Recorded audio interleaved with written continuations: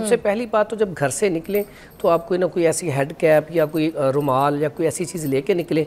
दूसरा, कोशिश करें 11 बजे से लेकर 4 बजे तक सफ़र ना करें, बहुत मजबूरी हो तो सफ़र करें। और सफ़र करना है तो घर से पहले पानी पी के फिर साथ एक पानी की बोतल ले के निकलें, ठीक है। और कोशिश करें आजकल के मौसम में गर्मी से बचने के लिए सुबह निहार जो है इमली, आलू बुखारा और ज़रिश्क ये रात को भिगो दें, इसका पानी बना के सुबह पी के फिर निकलें। और साथ सब्ज़ियों का इस्तेमाल करें, ज़्यादा से ज़्यादा फलों का इस्तेमाल करें। और इसमें बाज़ अफराद ऐसे हैं जो सुबह निकल आते हैं लेकिन बहुत ज़्यादा गर्मी की वजह से बाहर कोई ठेला लगा हुआ है, फुल ठंडा पानी है, या बाहर से घर पहुँचे तो जाते ही फ़ौरन फ्रिज का फुल ठंडा पानी पी लेते हैं, तो इसका नुकसान भी बहुत ज़्यादा है। आजकल इस मौसम में बहुत ऐसे पेशेंट आते हैं जिनको दिल का अटैक हो जाता है या फालिज हो जाता है। उसकी बुनियादी वजह ये होती है कि जब हम बाहर से आते हैं फुल गर्मी से, आते ही फुल ठंडा पानी पीते हैं, उससे होता क्या है कि हमारी जो वेनें हैं सुकेड़ पैदा हो जाता है, शिलिंग हो जाती है। सुकेड़ पैदा होने की वजह से फालिज या दिल का अटैक हो जाता है। तो आराम भी तो पानी ठंडा लेकिन आके थोड़ी देर पहले बैठें, पहले सादा पानी दो घूंट, हाँ बिल्कुल, फिर थोड़ी देर पर पिए, लेकिन फ़ौरन ना पिए। जैसे कई लोग गर्मी में आते हैं, आते ही नहाना शुरू कर देते हैं, हाँ। तो ये तरीका गलत। देखिए फुल गर्मी में आए, आप फुल ठंडक में जाएंगे तो उससे नुकसान होगा, ठीक है, फालिज होने का खतरा है, ठीक है। बाज़ औक़ात ऐसा होता है कि इसी मौसम में फिर डायरिया हो जाता है। जब आप ठंडी से ठंडी चीज़ें लेते जब खाई जाएंगे, हर चीज़ जैसे तुखम मलंगू है, गूंद कतीरा है, आपने बहुत ज़्यादा ठंडी चीज़ें ले ली तो इससे भी आपका पेट ख़राब हो जाता है। लेकिन इसमें नयत और होती है, जब पेट ख़राब हो जाता है आपको कोई चीज़ खाना अच्छे तरीके से डाइजेस्ट नहीं होता, यहीं पे खड़ा रहता है, वॉमिटिंग आने को दिल करता है, तो यहाँ पे आप पुदीना जो है इसका कहवा बना के उसमें थोड़ा सा लेमन निचोड़ के वो पी लें तो बेहतरीन है, फौरी तौर पे तबीयत बहाल हो जाएगी। लेकिन गर्मी से आते हुए फ़ौरन ठंडा पानी ना पिए, फौरी नहाएं ना, नहीं तो आप फालिज या दिल के अटैक में जा सकते हैं। आंतों में जो इन्फेक्शन हो जाता है, स्पेशली छोटे बच्चों को भी, तो ये किस वजह से हो जाता है, उसका क्या इलाज है? ये अक्सर औक़ात ना बच्चे हों या बड़े हों, जब वो ऐसी चीज़ें खाएंगे जिसके अंदर तज़ाबियत होगी, जैसे बाज़ औक़ात मसाले वाली चीज़ें खा ली, बच्चे चिप्स वगैरह खा लेते हैं, बड़े इसी तरह फास्ट फूड, जंक फूड खा लेते हैं। वो जो मिर्च मसाले वाले नूडल्स भी बड़े आ गए, नूडल्स तो बहुत ज़्यादा नुकसानदेह हैं। अब बच्चे जब खा लेंगे तो आंतों में इन्फेक्शन हो जाएगा। इसी तरह बड़े भी हैं, बड़ों के भी आंतों में इन्फेक्शन बहुत ज़्यादा, अल्सर आजकल बहुत ज़्यादा है। तो इसके लिए बड़ा बेहतरीन इलाज है। एक तो कोशिश करें दलिया जौ, ये हमारे प्यारे नबी सल्लल्लाहु अलैहि वसल्लम भी बहुत ज़्यादा खाते थे, सुन्नत भी है, ये खाया जाए। और दवाई में बड़ा बेहतरीन इलाज है, घर से इलाज है, 1-2 चीज़ें आपको बाहर से लानी पड़ेंगी, बड़ा सस्ता तरीन इलाज है। और जैसे ही मैदे में जलन हो, आंतों में इन्फेक्शन हो, यूरिटरी ट्रैक में इन्फेक्शन हो, बेहतरीन इलाज, उसमें आपने हल्दी ले लेनी है 50 ग्राम, और मुलट्ठी ले लेनी है 50 ग्राम, और सौंफ ले लेनी है 50 ग्राम, और राल सफ़ेद, ये पंसार स्टोर से सस्ती सी है, मिल जाती है, वो भी 50 ग्राम ले लें। और गूंद किक्कर, जैसे गूंद कतीरा होती है ऐसे गूंद किक्कर होती है, वो भी 50 ग्राम ले लें। उसको भी पानी में भिगोना? हाँ, ये नहीं, इसको आप सबको लेके पाउडर करें, पाउडर करके ½ टीस्पून सुबह और शाम बड़े की मिकदार, और छोटा बच्चा हो तो 2 चुटकी सिर्फ खाना खाने से थोड़ी देर पहले दूध के साथ दे दें, वैसे ही इस्तेमाल कर लें।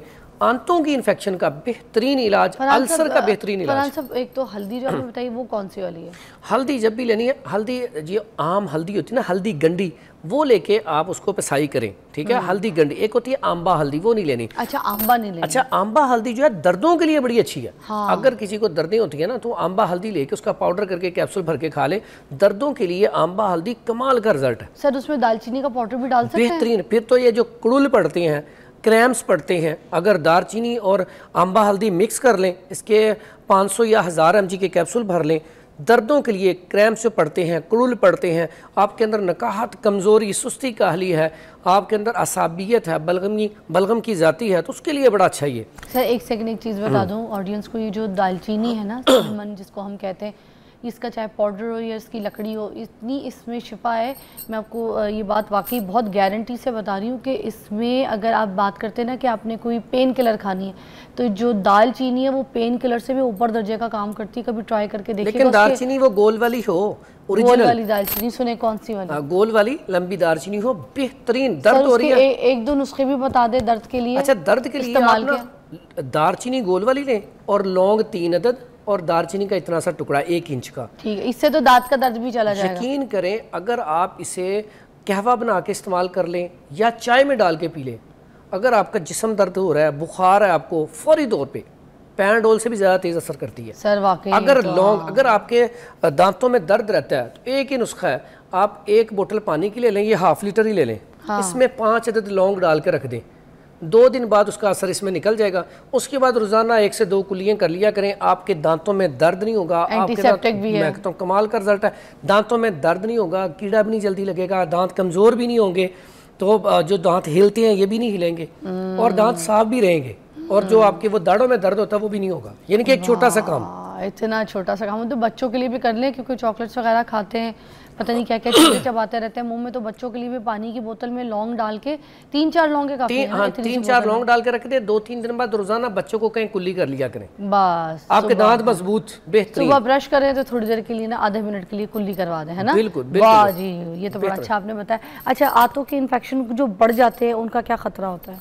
अच्छा, आंतों की इन्फेक्शन जब बढ़ जाती है तो इन्फेक्शन कहीं पे भी हो, जब वो बढ़ जाएगी उसके नुकसानात बहुत ज़्यादा हैं। हाँ। अब इन्फेक्शन है कि अंदर जख्म बन गए, तो वो आहिस्ता आहिस्ता आहिस्ता आहिस्ता आपकी जो मैदे वाली बड़ी आंत है या मैदे को डैमेज करते जाएंगे।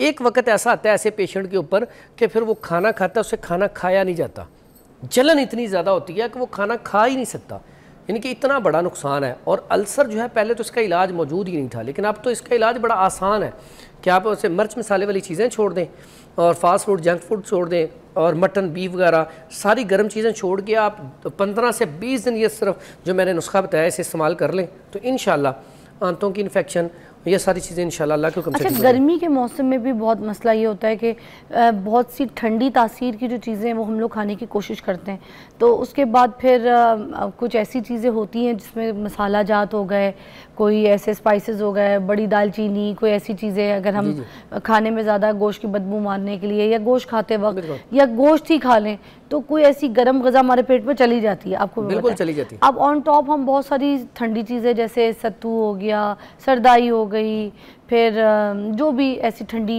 मशरूबात, आलू बुखारे का शरबत हो गया, ठीक है, फल भी हम ऐसे तरबूज वगैरह का जूस हो गया, अब ये सब ठंडी चीज़ें भी साथ ले रहे हैं, तो पेट अंदर जाके ना कभी कभी डिस्टर्ब हो जाता है कि भाई ये क्या, हमने तो तरबूज का जूस पिया था एकदम से पेट का यूँ, हमने तो सिर्फ खरबूजा खाया था, ये क्या हो गया, हमने तो सरदाई पी थी पेट क्यों। अब वो जो गोश्त एकदम से हमारे पेट में जाता है वो जाके अंदर उस ठंडी चीज़ के अंदर तबाही पैदा करता है, वहाँ से भी पेट ख़राब होता है, उसका भी पता। ये जो आपने बात बताई, आजकल हो ही ऐसे रहा है कि हम एक दूसरे के ऊपर खाना खाते जा रहे हैं, क्योंकि गर्मी बहुत है ना, फरहान से बड़ा टेंशन होता है कि करे क्या। लेकिन उसमें एहतियात करें। अब आपने गोश्त खाना है, आप साथ दही रख लें, दही खाने को हजम भी करेगा, सालन में ना डालें, अलग रखें, अलग रख लें, सालन भी डालें, अच्छा टेस्टी बन जाएगा, लेकिन साथ उसके साथ रायते के तौर पे इस्तेमाल करें, ठीक है। ज़्यादा आजकल जो पेशेंट आ रहे हैं ना, अक्सर टोटके दे के ना, नुकसान क्या होता है, वो जी कद्दू आप पीस के इस्तेमाल कर लें, सब्जियां कच्ची खाने से बहुत सारे ऐसे अफराद हैं जिनका स्टमक पहले ही कमज़ोर होता है, उनका मिजाज आसाबी होता है, रतूबात की ज़्यादती होती है, अगर आप कद्दू का शेक उसे पिला दें तो उससे तो वॉमिटिंग शुरू हो जाएगी, उसकी तबीयत ख़राब हो जाएगी। तो इसलिए टोटकों के ऊपर कभी भी एतबार ना करें, आप किसी मुस्नद तबीब या डॉक्टर से रब्ता करके उससे पूछें मुझे ये मसला बन गया। इसमें भी ऐसे अफराद ही फंसते हैं, जैसे गोश्त खाया, ऊपर से फौरी तौर पर हम क्या करते हैं, आइसक्रीम फ़ौरन खा लेते हैं, थोड़ा सा हम वक्फा दे लें, खाना खा लिया, थोड़ी देर बाद हम फल खा लें या आइसक्रीम खा लें तो कोई नुकसान नहीं है। लेकिन जब हम एक ही टाइम पे, अक्सर औक़ात आप देखती हैं शादियों पे जाएं या दावत पे जाएं, हम 5-6 किस्म की डिशेज़ होती हैं। अगर हम हिस्ट्री में जाएं, हमारे आबा अजदाद तो कितनी डिशें होती थी, एक डिश अगर सालन बना तो सालन या साथ सिर्फ चावल है, दैट्स ऑल। आज इतनी चीज़ें होती हैं, अगर हम उसे किसी एक डोंगे में या प्लेट में सारी इकट्ठी करें ना, चाय भी कश्मीरी चाय भी डाल लें, कोल्ड ड्रिंक भी डाल लें, उसमें सैलड भी डाल लें, उसमें रायता भी डाल लें, उसमें चावल और चिकन भी डाल लें, तो उसको थोड़ा सा हिलाएं तो क्या उसका वो देखें मिक्सचर बनता है, तो हमें देखने में अच्छा नहीं लगेगा, तो वो हम अपने अंदर पैदा कर लेते हैं। मैं समझता हूँ हमें नेचर की तरफ जाना चाहिए, हमें सादा ग़िज़ा लेनी चाहिए। अगर आप सादा ग़िज़ा लेंगे, वेजिटेरियन बनेंगे, गोश्त खाएं, हफ्ते में एक दफ़ा इस्तेमाल करें, वेजिटेरियन बन जाएं, यकीन करें बहुत सारे हमारे मसाइल ख़त्म हो जाएंगे। आज लोग अक्सर औक़ात शुगर पेशेंट आते हैं, वो जी मीठे को बड़ा दिल करता है, मीठा खा लिया, मैं कहता हूँ कोई बात नहीं, लेकिन आप उतनी वॉक करें। अगर आपने खाना खा लिया है, जैसे आपने बताया कि हम गोश्त भी खा लिया, ठंडा पानी भी पी लिया, कोल्ड ड्रिंक भी पी ली, तो फिर आपको चाहिए अगले टाइम का खाना स्किप कर दें और वॉक करें, उसको डाइजेस्ट करें। पहले लोग अगर खाना खाते थे तो वॉक कितनी ज़्यादा करते थे, ऐसा ही है। तो हम वॉक नहीं करते। मैं कहता हूँ सिर्फ आप सुबह की वॉक शुरू कर देना तो आपके आधे मसाइल ख़त्म हो जाए। क्या बात है फरहान साहब, बहुत बहुत शुक्रिया। बड़े सारे इलाज भी आपने तजवीज़ किए हैं इनको